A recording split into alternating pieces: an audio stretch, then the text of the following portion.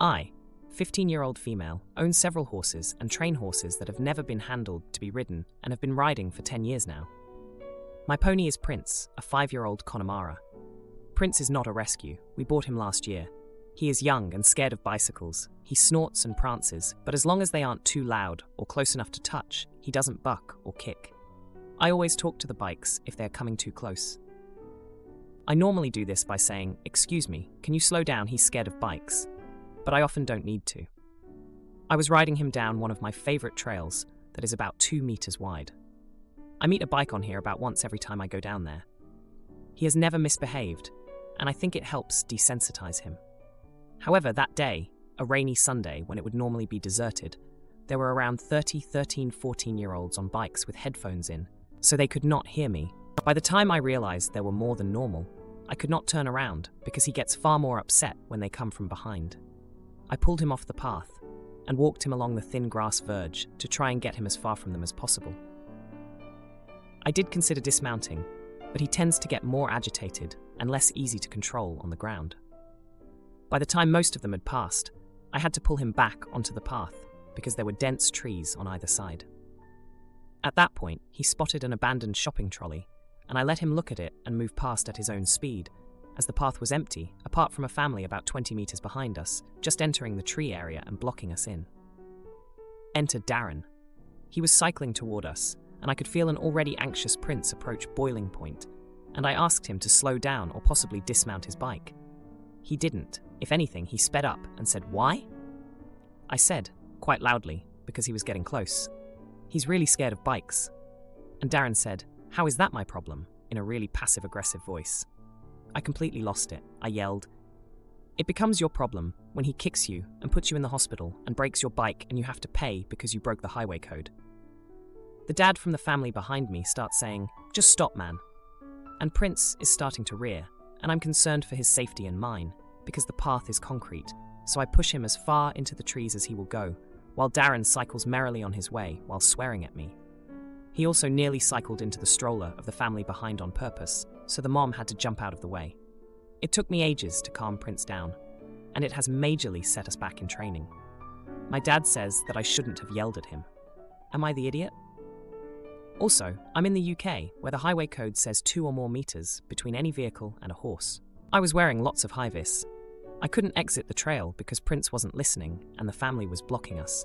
Edit. Just to be clear, it was a bridleway which is designated for horses, but walkers and bikers are allowed too. And Darren was around 40, I would guess, so not a kid. In the UK, horses are very common, and they have separate trails where they have right-of-way. All UK residents are taught about the right-of-way of the horse in their driving tests. To be clear, I lived in the US, and some of the rules were different. I just wanted to make it clear that in my country, I was legally in the right. Important edit. There was a path for bikes and walkers only adjacent, and we are in an area where horses are very common, and most people know to avoid them and ask to interact with them. Now, for a few comments before the update. Comment 1. Not the idiot. If you don't know how to interact with horses, or if you have behavioral problems around horses, then don't go onto a bridle path. I've been on private paths riding and encountered cyclists who refused to stop, and the entire hack class bolted with a bunch of children on horseback. And all they had to do was stop. They could have ended the life of a bunch of kids. Horses are skittish, and a bridle path isn't a road. Common sense says stop and get off your bike near a nervous horse. Comment 2. Not the idiot, and anyone saying everyone sucks here or small. You're the idiot obviously doesn't know the laws regarding horses and other vehicles, bikes, etc. in your country. Not every country has the same laws as here in the US. OP, you were right to defend your horse for both your horses and your safety. Those people were inconsiderate pricks. Next time you're on your horse, wear a body cam. That way, you're protected by your own country's laws if anything happens because of these people. Now, for the update. Hey everyone, back with an update on the whole Darren versus Prince situation. It's been a hectic 3 days, and you won't believe the drama that unfolded. So, after the incident, I was pretty shaken up, but Prince was even more so. We've been working on his bike fear for a while now, and it felt like all our progress had been undone in one fell swoop. My dad, who's always been the level-headed one, suggested we take a break from that trail for a bit, but I was determined not to let Darren's ignorance win. The next day, I decided to take Prince out again, this time on a different route, one that's less frequented by cyclists. We were doing fine until, guess who shows up? Darren. I couldn't believe it. It was like he was stalking us. He had that same smug look on his face, and this time he was with a friend. They were both riding pretty fast, and as they got closer, I could see Darren pointing at us and laughing. I was ready to confront him, but before I could say anything, his friend, who I'll call Mike, did something unexpected. He slowed down, took off his headphones, and apologized for Darren's behavior. He explained that he didn't know about the horse right-of-way rules, and that Darren had bragged about the encounter, making it sound like a joke. Mike seemed genuinely sorry, and even offered to help desensitize Prince to bikes. I was taken aback by his kindness, especially after dealing with Darren. We chatted for a bit, and he shared that he used to ride horses when he was younger. His family had a farm, and he grew up around animals. It was a nice change of pace from the hostility I'd been facing. Meanwhile, Darren had circled back, annoyed that Mike was taking so long. He started mocking us again, but Mike stood up to him, telling him he was out of line and needed to learn some respect. Darren just scoffed and rode off, leaving Mike with us. Over the next couple of days, Mike came by a few times, each time without Darren. He was true to his word and helped with Prince. We started slow, with Mike walking his bike beside us, and gradually worked up to him riding at a distance. Prince was responding well, and I was grateful for the help. But here's where things get really crazy. Today, while Mike was helping me with Prince, Darren showed up again. But he wasn't alone. He had brought a local news reporter with him, claiming he wanted to expose the dangerous animals on public trails. He started making a scene, trying to provoke Prince into acting out on camera. Prince was getting nervous, and I was worried he might actually kick out this time. But then, the family from the original incident showed up. They had been walking on the trail and recognized Darren. The dad, who I learned was named Tom, started telling the reporter how Darren had nearly hit his baby's stroller and how he was the one causing trouble, not the horses. The reporter seemed to realize she wasn't getting the story Darren had promised. She started asking Tom more questions, and he explained the whole situation, including the part about horses having the right of way. Darren tried to interrupt, but Tom's wife pulled out her phone and showed a video she had taken of Darren's reckless biking. The reporter was now completely on our side, and she decided to do a story on the importance of sharing trails and respecting the rules, featuring Tom's family, Mike, Prince, and me. Darren was fuming. He tried to argue, but it was clear he was in the wrong, and now there was video evidence. As Darren stormed off, the reporter thanked us for our time and said she'd be in touch when the story aired. Mike gave me a high five, and Tom's family wished us well. It felt like a small victory, not just for Prince and me, but for everyone who uses the trails responsibly. Husband thinks I hate his mom, but I don't know how to tell him she's a monster. Oh boy, she's in tears now. So my 25-year-old husband is upset with me because last night his mom called him to ask us if we wanted to attend a family event later this week. I told him we could, but he sensed some lack of enthusiasm from me, or just got the general feeling that I already wasn't looking forward to it. He asked me why I always act like that when some kind of event involving his family comes up. I finally told him it's because his mom will make me uncomfortable when we go to these events. She's always commenting about our toddler son's weight, who is nearly 2.5 years old, and how he doesn't eat enough. We recently took an out-of-state trip for the holidays and stayed with some of his family. For a total of 3 days, I feel like they non-stop talked about our toddler's eating habits and how he's so skinny. She made comments like, "He used to be such a good eater." And by used to, she means when he was 6 to 7 months old and barely starting to even taste food. She even specifically asked if he weighs 40 pounds yet, to which I replied I think he would be considered overweight if he weighed 40 pounds after a quick Google search that said an average child will weigh 40 pounds closer to 4 years of age. My son was born very small at only 5 pounds 7 ounces and is super active, non-stop playing all day. He probably weighs around 26 or 27 pounds, which his pediatrician says is average, and has never once showed concern regarding his weight or eating habits. Not only around his family does she do this, but every time we take him to her house, which is not that often, but maybe 3 or 4 times a month, she never fails to comment that he's wasting away. Or, every time she sees him, he is much thinner than before.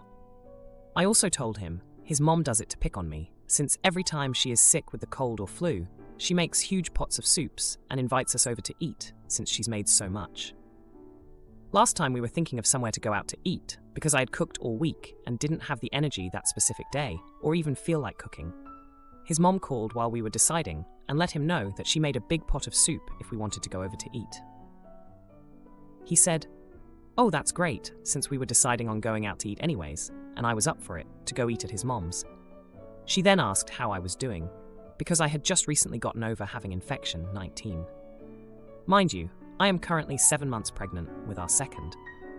My husband told her I was doing much better, and she said, "Oh good," because she was very sick with something, which is why she made soup. Needless to say, after the call, I told my husband we wouldn't be going over because I could not get sick again, and I didn't want our son getting sick either. This part of the rant is more to show that she really can't be that concerned over our toddler's health, since she's always doing stuff like the above. Anyways, my husband thinks I hate his mother, and I don't know how to tell her if she could lay off the comments about the toddler's weight not sounding like an edge. Now, for a few comments before the update. Comment 1. Kids grow kinda like slinkies. First they put on a little weight, and then they stretch out, growing taller. Then they gain more weight, then grow taller again. Seemingly. Does he cry a lot? If not, tell her he would cry if he was hungry, or at least seek out food. You need to watch her. She's a feeder. They will throw anything at kids to fatten them up, and then your kid will pick bad eating habits. Set your boundaries now, or she'll be off to the races, not the idiot. Comment 2. Our pediatrician says his size is perfectly healthy. Full stop. Change subject. Don't entertain her comments anymore. If she doesn't stop, add a "please stop commenting on his weight." He doesn't need criticism for his body type, and I don't need criticism for my parenting. Change the subject. Not the idiot. But for your husband's sake, you need to learn to exist in the same place as his mother. Now for the update. Hey everyone, thanks for all the comments on my last post. I really appreciated the support and advice. So, it's been 2 weeks since I last updated you all, and boy do I have some news. First off, let's talk about the family event we ended up attending. It was my husband's cousin's engagement party, and as expected, his mom was there in full force. Before we even got through the door, she was already eyeing our toddler like he was a specimen under a microscope. I braced myself for the inevitable comments about his weight, but this time, she added a new twist. She pulled me aside and said, "You know, if you fed him more of my soup, he'd fill out nicely." I was taken aback, not just by the audacity of her comment, but also because she seemed to forget the whole soup incident when I was recovering from infection 19. I bit my tongue, not wanting to cause a scene at the party. But that wasn't even the jaw-dropping moment of the night. Later on, while everyone was busy celebrating, I overheard my mother-in-law talking to another relative. She was saying how she thought I was a bad influence on her son and how I was turning him against his own family. My heart sank. I knew she wasn't my biggest fan, but hearing those words felt like a punch to the gut. I confronted my husband about it later that night. He was shocked and tried to reassure me, saying she didn't mean it. But the damage was done. It was clear that she had been harboring these feelings for a while, and it hurt to know she thought so poorly of me. Now, let's rewind a bit to give you some context. My husband and I met in college, and back then, his mom was actually quite supportive of our relationship. She would invite me over for dinner, and we'd have pleasant conversations. But things changed when we got married and had our son. It was like a switch flipped, and suddenly, I could do nothing right in her eyes. The tension had been building for years, but I never expected it to come to a head like this. After the party, my husband and I had a long talk. He admitted that he had noticed his mom's behavior, but didn't know how to address it without causing more drama. He promised to talk to her, to set some boundaries. A few days later, he did just that. He sat down with his mom and explained how her comments were affecting us, especially me. She was defensive at first, but then she broke down and admitted that she felt left out of our lives and was worried about losing her son to his new family. It was a surprise to hear her open up like that, but it didn't excuse her behavior. My husband made it clear that while we wanted her in our lives, she needed to respect us as parents and as a family. Things seemed to be looking up until last night. We were at her house for a quiet dinner, just trying to mend fences, but then she brought out a scale and asked if we could weigh our toddler right then and there. I was stunned. It was such a blatant disregard for the conversation they had just had. I couldn't hold back anymore. I told her that her obsession with our son's weight was unhealthy and that we trusted our pediatrician's advice. My husband backed me up, but the evening ended with her in tears, and us leaving earlier than planned. It's been a ride of emotions these past 2 weeks. I felt heartbroken, betrayed, and angry, but through it all, my husband has been my rock. He's stood by me and shown that he's willing to stand up to his mom for the sake of our family. Professor got replaced by a new guy. Kay and I show him my contortion hobby pic, but he makes inappropriate comments. Oh boy, he resigns later. I, 21-year-old female, have been going to college since September of last year. From September to November, we had a really nice lady as our main professor, homeroom teacher. She was already at the end of pregnancy when we started the school year, so unfortunately, she had to go. In December, we got a different professor, 38-year-old male. I'll call him Kay. Kay was a nice guy. He wasn't too old, so he got along with a lot of the students. He was funny, and everyone who knew him loved him. A week before winter break, he had everyone do a PowerPoint presentation about themselves, which, although some of us found childish, we all liked him, so nobody complained. Multiple students did their presentations before me, and all was fine until it was my turn. I am a contortionist, and the summer before college, I got to perform in a traveling circus. I had been to that circus many times before, so it was very cool that I got to be part of the show. Contortion being my biggest hobby, I obviously mentioned it in my presentation. When I mentioned that I got to perform in a circus and that it was my dream job, Kay burst out laughing. He said, "I've never heard someone be this excited to be a clown." Everyone else in class started to laugh. It's a bit ignorant to assume that everyone in a circus is a clown, but fine. My mood changed, however, when I showed them a picture of me in contortion. Like many poses in contortion, I was pretty much bent in half. When I showed that picture, one of my classmates yelled, "Now that's an arched back," to which Kay, who should be more professional than that, responded, "I bet you're quite popular in the bedroom." My heart dropped when he said that. I could not believe it. I refused to finish my presentation. My classmates said I was overreacting. After class, when I was about to walk out, I turned to Kay and said, "Gross joke." Then he said, "We're all adults here. We can joke with each other. Sometimes you just have to put your big girl pants on and suck it up." I didn't respond and walked out. At home, I could not stop crying because I really felt uncomfortable with that joke. I can usually handle it, but for some reason, I felt like an idiot standing there. I told my mom about what happened, and she made me send an email to the school. They took it very seriously and said they would take immediate action. January 8th was my first day back at school after winter break. We were introduced to a new professor. She's okay, but she is quite strict, and not everyone likes her. She had a long lecture about inappropriate comments and how we, as adults, need to respect boundaries since we're no longer little kids. Now, a lot of my classmates are mad at me because they are blaming me for Kay being gone. I don't know if Kay still works at our college. I'm not sure what happened to him, but everyone thinks I'm a jerk now. Edit. Please understand, I am not from America. I'm from Europe. This is in fact how college works in my country. I know it might sound strange if you're thinking about American college, homeroom teachers and all, but this is how college works in my country. Now, for a few comments before the update. Comment 1. I bet you're quite popular in the bedroom. I just made a weird sound that was somewhere between a gasp and a laugh when I read that. What the LMAO? Not the jerk, NTA. That is so inappropriate. He's an adult. He chose to say that and knew what he was doing. This is someone who has no business teaching. Edit. And by inappropriate, I mean intimacy harassment. Comment 2. Not the idiot. I also do circus arts. Aerial. I'm flexible for a normal person, but not nearly contortion level. And yeah, that would really piss me off. It was intimacy harassment, plain and simple, so you were right to report it. Also, the undertones of big girl pants, like you're a child who can't think for yourself and who is powerless against him. Now, for the update. Hey everyone, it's been a week since my last post, and boy, do I have an update for you. Remember how I told you about the incident with my professor, Kay, and the inappropriate comment he made during my presentation? Well, things have taken a turn, and not exactly for the better.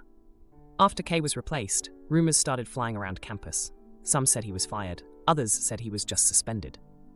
But the truth came out when I bumped into one of Kay's close friends, another professor, who I'll call L. L pulled me aside and, in a hushed tone, told me that Kay wasn't fired or suspended. He had actually resigned because he was ashamed of his behavior and the trouble it caused. I was shocked. I never wanted him to quit. I just wanted an apology, but here's where it gets even more complicated. L confided in me that Kay had been going through a rough divorce and was struggling with his mental health. His joke, as inappropriate as it was a misguided attempt at humor to mask his own pain. I felt a pang of guilt. I had no idea what he was going through, and now I was partly responsible for his resignation. The new professor, who's quite strict, has been piling on the work. She's all about discipline and zero tolerance for nonsense. Some of my classmates have been struggling to keep up, and they've been taking their frustrations out on me. They blame me for Kay's departure and for the increased workload. I've tried to explain that I didn't mean for any of this to happen, but they're not having any of it. Just when I thought things couldn't get any worse, I received an email from Kay himself. He apologized for his comment and explained his personal situation. He said he didn't hold any grudges against me and that he hoped I could forgive him. I was torn. On one hand, I was relieved to hear from him and to know that he was taking responsibility for his actions. On the other hand, I couldn't shake off the feeling that I had contributed to his downfall. The confrontation came to a head when one of my classmates, who I'll call M, decided to confront me in front of everyone. M accused me of being too sensitive and ruining Kay's career. I tried to defend myself, saying that I had a right to feel safe and respected in class. But M wasn't having it. She brought up Kay's personal issues, and the whole class got involved. It was a mess. In the midst of the argument, our new professor walked in. She overheard everything and decided to set the record straight. She told the class that Kay's departure was his own decision and that no one should be blamed for it. She also emphasized the importance of maintaining a professional environment where everyone feels respected. The class went silent. Some of my classmates apologized to me after realizing that they had been unfair in their judgment. But the damage was done. The atmosphere in class has been tense ever since, and I can't help but feel a mix of relief and sadness. As for Kay, he started a new job at a different college. I heard he's doing better and getting the help he needs. I'm glad for him, but I can't shake off the feeling that things could have been handled differently. If you liked this video, you'll probably like these too. Also, while you're here, please consider subscribing. It's your support that keeps this channel alive and allows me to make better and longer videos. Have a great day.